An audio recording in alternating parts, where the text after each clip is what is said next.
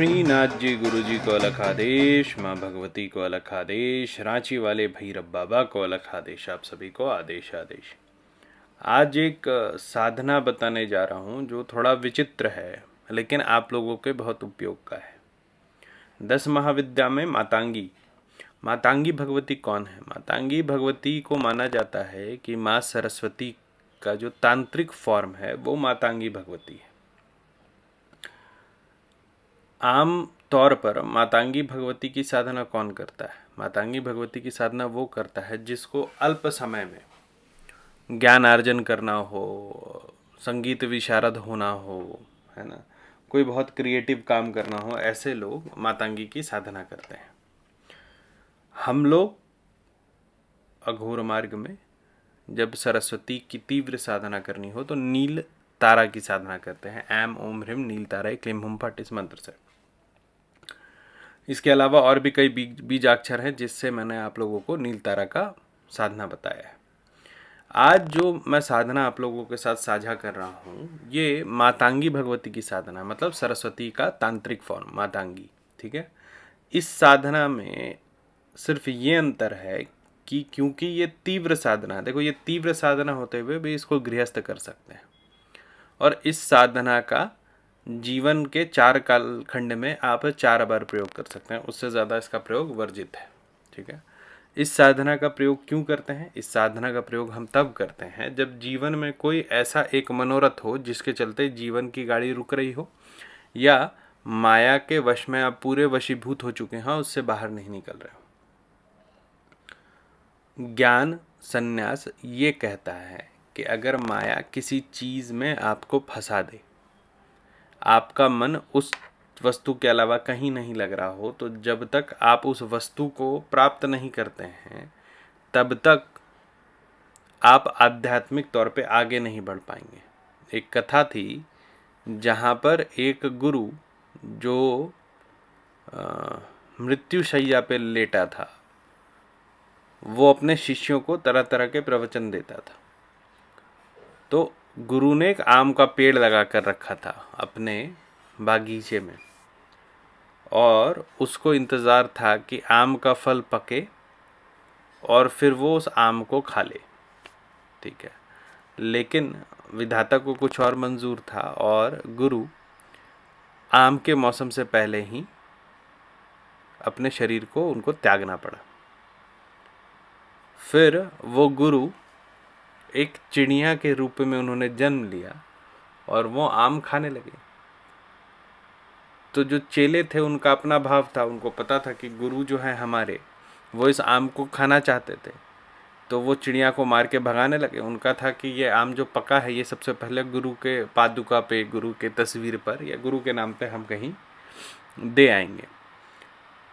तो फिर उनको ये आभास हुआ कि ये जो छोटा सा पक्षी उस आम पर आकर बैठा हुआ जो चोंच मार रहा है वही उनका गुरु है। तो पता चला कि इतने आध्यात्मिक ज्ञान के बाद, इतना उन्होंने आत्मबोध करने के बाद, अंतिम क्षण में जो एक लोभ रह गया मन में, एक मनोरथ रह गया मन में, उसकी पूर्ति के लिए उनको फिर से इस जीवन में वापस आना पड़ा, वो भी एक चिड़िया के भेष में। तो ऐसा आपके साथ ना हो, इसलिए तांत्रोक्तर विधि में एक मनोरथ साधना दी हुई है। ये माता की साधना है। इसको भैरव जी ने माँ पार्वती को बताया था। ठीक है, ऐसे तो महादेव माँ पार्वती का प्रसंग सुनेंगे, महादेव गौरा का प्रसंग सुनेंगे, भैरव भैरवी का प्रसंग सुनेंगे। ये एक प्रसंग ऐसा था जिसको भैरव बाबा ने माता पार्वती को बताया था। ठीक है, तो इसमें क्या करना है, ये पूर्ण रूप से तांत्रिक साधना है। इसमें भोग, जैसे कि कल मैं आप लोगों को बता रहा था, भोग देना भी एक तरह से बलि प्रदान होता है। तो इसमें जो भोग पड़ता है वो पड़ता है खीर का और मांस का। ठीक है, ये साधना होगी किसी भी चौराहे पे जब साधना होगी तो आप ये मत समझना कि जो मॉडर्न इंफ्रास्ट्रक्चर के तहत में जो चौक बने होते हैं उस पर आप जाके ये साधना कर सकते हैं। चौराहा जब भी माना जाता है तंत्र विधि में तो वो पगडंडी होती है, और जो पगडंडी होती है वो अगर जंगल में हो, जो मतलब मनुष्यों से विहीन इलाका हो, तो वो सबसे उत्तम होता है। सबसे पहले फूल घी का दीपक, धूप, चंदन, ठीक है, इन सब चीज़ों से नवेद के साथ देवी की पंच पूजा करें। मतलब भगवती मातांगी का हृदय में ध्यान करें, उनका स्वरूप आपके सामने है, ठीक है।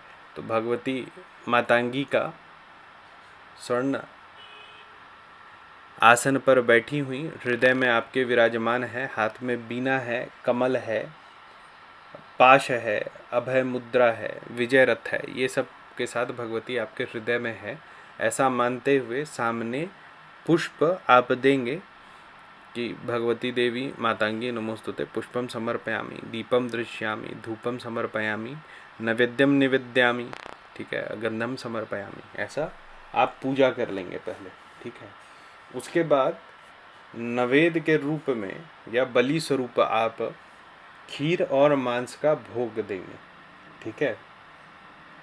और फिर मंत्र का जाप करेंगे। क्या है मंत्र? मंत्र है ओम श्रीम छिम लोहम मुचम किली किली अमुकम काट्य काट्य मातांगिनी स्वाहा।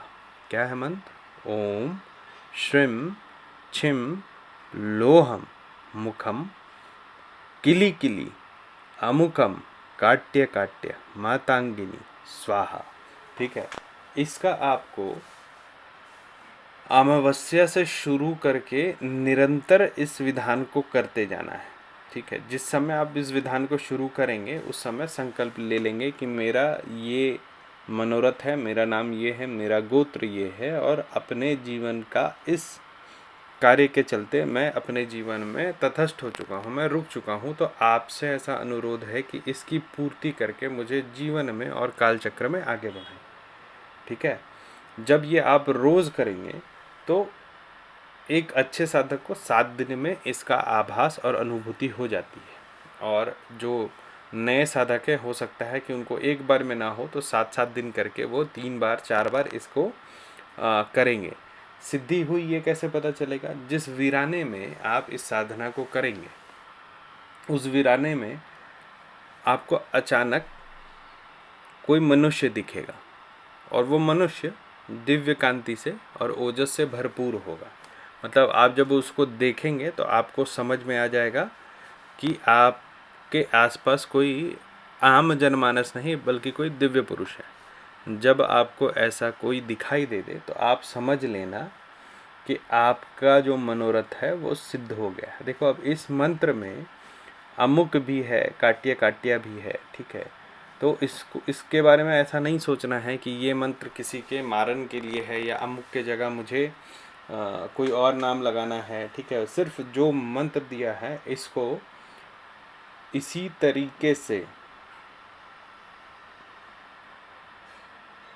आपको जाप करते रहना है, ठीक है।